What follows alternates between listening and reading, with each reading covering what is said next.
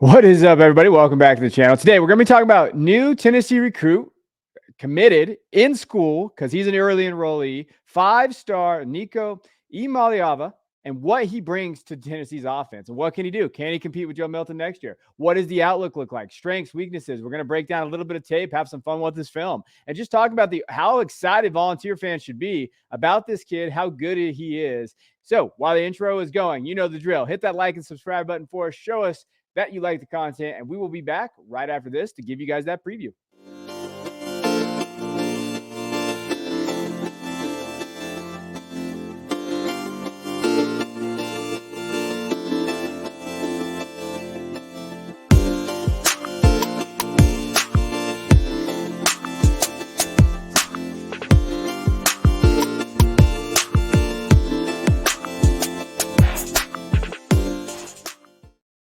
All right, let's dive into it. Let's talk about Josh Heupel for a second. You know, he's done an incredible job there at Tennessee with what the class he's going to be able to bring in. Obviously, they were pushing right there for the playoff. Had they not lost Hendon Hooker, they probably would have made the playoff, beat Alabama, did a lot of things last year that were really good. Now he's getting one of the best recruits in the country. You know, Nico's been committed there for a while now. They've talked about the NIL stuff, everything there. But consensus 247 sports quarterback 2, number 1 in California.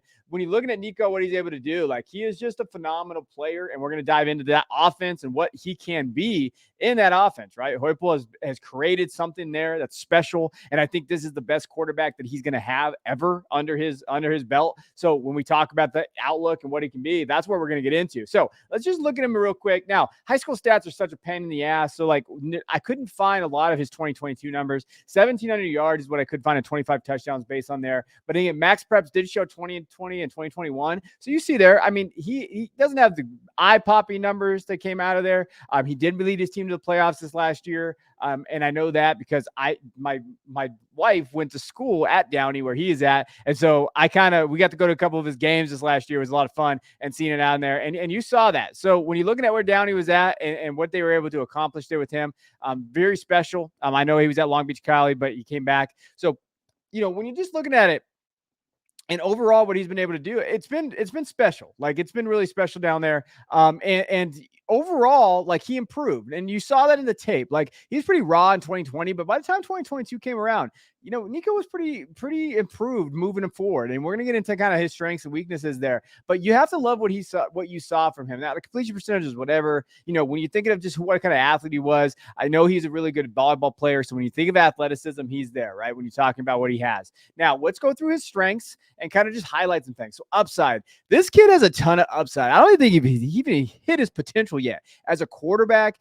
And you see that, like they talk about that all the time. So the athleticism, when he talks about the volleyball player, you know, he's made huge strides as a passer. And I think he's going to make even more in that offense, right? That offense has a unique ability to really just Heupel just does a good job of getting guys open, and he can scheme guys open and makes the quarterbacks looking really good. And for someone like me, so I'm a Michigan fan, first and foremost, you know, but Joe Milton struggled in that Michigan offense, but he came here and he looked very good in terms of when he got those spot opportunities. And Nico is a talent that he's never had. So that's going to be special, right? So his upside is there. Like you have that. I think he has a big ass arm too. He's got that 6'6" frame, 200 pounds. Like he's not a small guy, and he can zip it. Like he gets it around quick. I think that when you're thinking of where he can get it to, and out of the pocket, out of structure throws too, legitimate, right? So those things are legitimate balls that he can make. Arm strength is there. Like he's got it. He can put it to anywhere in the field he wants. Now where it goes sometimes can be a question mark, but overall, like he's going to get it to different levels. And that's just, he's the perfect fit. If you were going to build a quarterback in a lab to go play football at Tennessee, you would build this quarterback. That's just the strengths that I highlighted. And in leadership, they all talk about his leadership. They love his football IQ, and I love that he's an early enrollee. So when we're talking about him, he's going to come in there and be ready to go, right? So when you're thinking of like, hey, I'm an early enrollee, I'm going to be ready to push the ball. I'm going to learn for the system as fast as I can. He was there for their bowl game prep. Like he's been there. So I'm going to love this battle because I think Milton's got the upper hand in terms of just, you know, experience and everything there. But Nico's he's not just saying, oh yeah, it's your team. He's going to go get it. He's going to go try to go take it. And you got to love that just from a leadership, a toughness, a standpoint, like, hey, intangible stuff, right? Now I'm going to go to the next one. And again, this isn't weaknesses. This is more like things that he's going to work on. So don't get in the comments yelling at me. Like, these kids are young. I understand that. But when you're looking at stuff that he could probably work on at the next level, timing and anticipation is something they highlighted throughout the process. And I think high school, it's tough. Like quarterbacks, where to get the ball to, when to get it to. A lot of those things, like the guys are just open. Like in high school, they're not playing against very top level opponents. And when you're looking at that, like he's going to work on that. But I do think if he's going to work in any one of those things in Heupel's offense, it's that. Like he's going to get this down quick. I think that it's not that he didn't know how to do it. I just don't think he was coaching to do it. Like that timing and anticipation stuff's going to be there. He's got good weapons on the outside, depending on who's going to be all there, right? So when we're thinking of just, hey, Brew McCoy's there for, I think, 27th year of Brew McCoy, but I like Brew McCoy, so that's no shot at him. He's been college for a while. So like there's guys there. Dante Thornton, I think, is a great grab from them from Oregon. So like when we're looking at just overall, like those things are going to help him with his timing and anticipation. And I'm going to just highlight his size. I mean, I think he's big, so he's still at 200 pounds. You like to get a little bit more strength, right? Like 6'6" frame, maybe get a little bit bigger in terms of a little bit there, but he's gonna. I mean, that's just why he's in. Early enrollee is big for him because he's going to get in that weight room. They're going to get him ready to go. So I think those three things for me, if he can improve those, like I know On3 had them as his number one prospect overall in the class. So that is the ceiling that they see, right? So over Manning, over Dante Moore, over these guys, Malachi Nelson, like they over those guys. So I think they see Nico as being that special talent, and I don't blame them in terms of what he can do. Now, we're watching the tape a little bit, and again, I love watching the high school tape when we're talking about what he can do. But again, the other thing I didn't highlight, but I want to, that release is quick, man. Like he gets it out to those receivers, and you'll notice that. Like that's the first thing. When we did on our Patreon, we did a breakdown of all the quarterbacks back in November, maybe December, early December. And when I was breaking down the film and going through these guys, Nico that release really stood out to me. Like he's got that quick release, gets the ball out, it zips through, right?